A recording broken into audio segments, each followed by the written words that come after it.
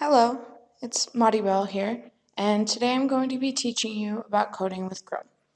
Coding with Chrome is a code editor that goes to the very common and mainly preferred web browser, Chrome. When you first launch Coding with Chrome, you will see the opening page that is split in two. One side says Beginner, the other says Advanced.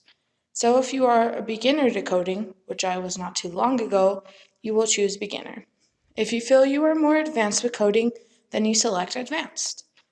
The beginner side has blocks of already pre-programmed tags of code to help beginners first start to build their code. Something super cool about coding with Chrome is that with support for JavaScript and Blockly, it allows you to choose what input language best suits you. You can find this setting at the top of the page in the toolbar under the label Programming Language. Here you can see there are many options such as CoffeeScript, Python, and Pencil Code. In addition to that, one unique thing you can do is you can also use Coding with Chrome offline. This is especially useful if you don't have access to the internet at the moment. You can still code on the go. Third interesting and useful fact about Coding with Chrome is that it is integrated with any Google Cloud product. This means you can save your work to the cloud so you never lose it again.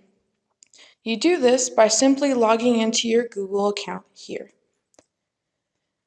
Now for a specific task related to this technology, I will be showing you how Coding with Chrome finishes your syntax as you are coding.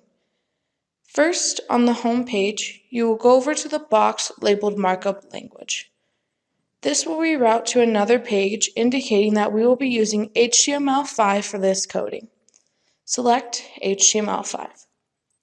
Now from here, you have two different options. One is to upload an example of code, or you can start your own HTML5 empty project.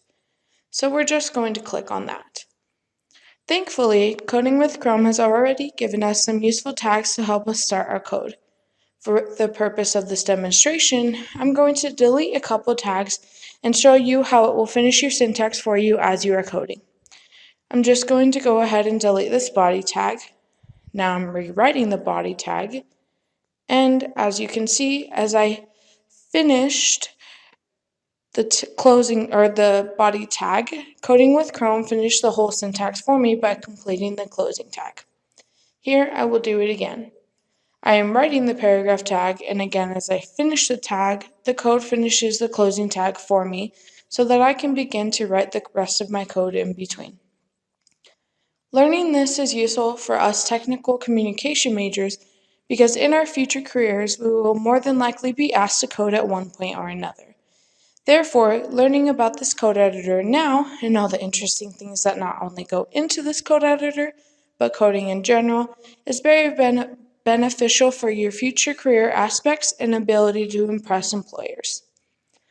As for recommendations regarding this code editor, I would recommend this code editor to beginners mainly, or for those who will only be coding every once in a blue moon.